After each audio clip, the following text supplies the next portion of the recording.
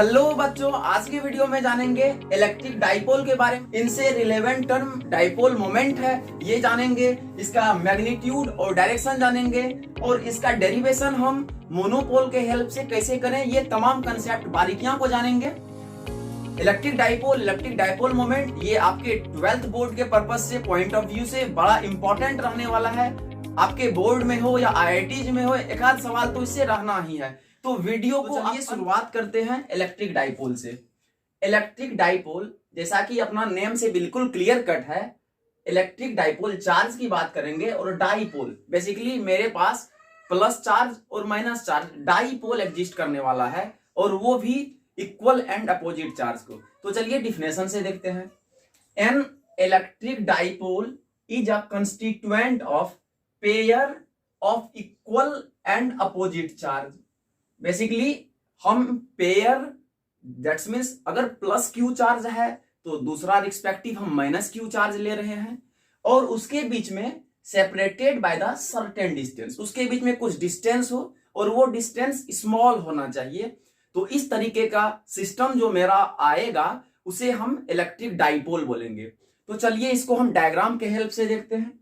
हमने कंसीडर करके रखा हुआ है कि जो ये मेरा, हम जानते हैं कार्टेशियन कोऑर्डिनेट सिस्टम में मेरा ये एक्स एक्सिस है और परपेंडिकुलरी एक्सिस को हमने वाई एक्सिस बोला।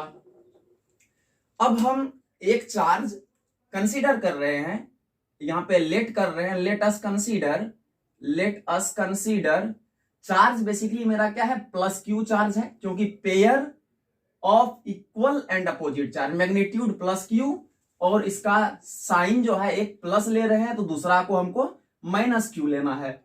और इसके बीच का डिस्टेंस हम एज्यूम कर रहे हैं कि ये मेरा 2d है।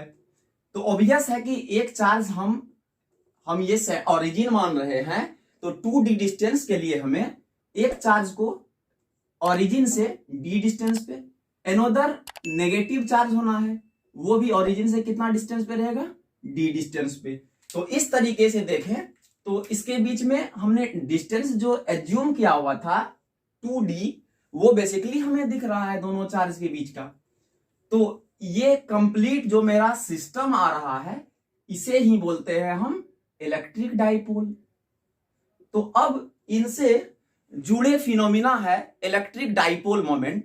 तो चलिए इलेक्ट्रिक डाइपोल मोमेंट के बारे में जानते हैं। अगर डाइपोल मोमेंट का बेसिक डिफिनेशन देखें तो it is a vector quantity. Basically dipole moment, जिसको कि हम p वेक्टर से रिप्रेजेंट करते हैं, ये एक वेक्टर क्वांटिटी है। ऑब्वियस है, आप जानते हैं वेक्टर क्वांटिटी को डिनोट करने के लिए मैग्नीट्यूड और डायरेक्शन दोनों की जरूरत पड़ेगा।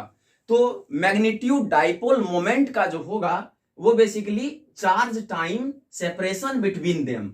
तो इस तरीके से अगर हम लिखना चाहें कि p वेक्टर किस तरीके से लिखें, तो p वेक्टर का अगर मैग्नीट्यूड की बात करें, अगर हमने चार्ज q माना हुआ है और इसके बीच का डिस्टेंस मेरा 2d है, तो हम p वेक्टर को लिख सकते हैं q मल्टीप्लाइड बाय 2d। इसका मतलब 2qd लिखा जा सकता है डाइपोल मोमेंट वेक्टर का मैग्नीट्यूड।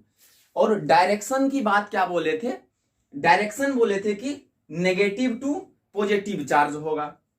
तो इस तरीके से हम देख पा रहे हैं कि डाइपोल का डायरेक्शन जो है नेगेटिव टू पॉजिटिव हो रहा है। तो इसका मतलब है कहीं न कहीं हम नेगेटिव एक्स एक्सिस से पॉजिटिव एक्स के एक्सिस के तरफ हुआ।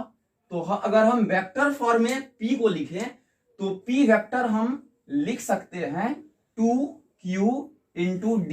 d बेसिकली ये डिस्टेंस वेक्टर होगा, क्योंकि कुछ ना कुछ इसका x ऑर्डिनेट होगा, तो इससे इसका d वेक्टर लिखा जा सकता है। तो इस तरीके से अगर हम बोलें तो p इक्वल टू 2qd।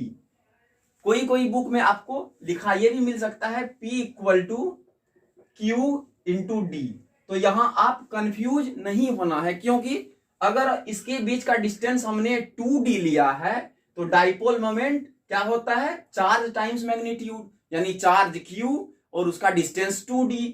तो यहाँ पे p इक्वल टू 2qd आ गया, और यहाँ पे अगर डिस्टेंस d लिया गया है चार्ज के बीच, तो dipole moment p equal to q into d हो जाएगा।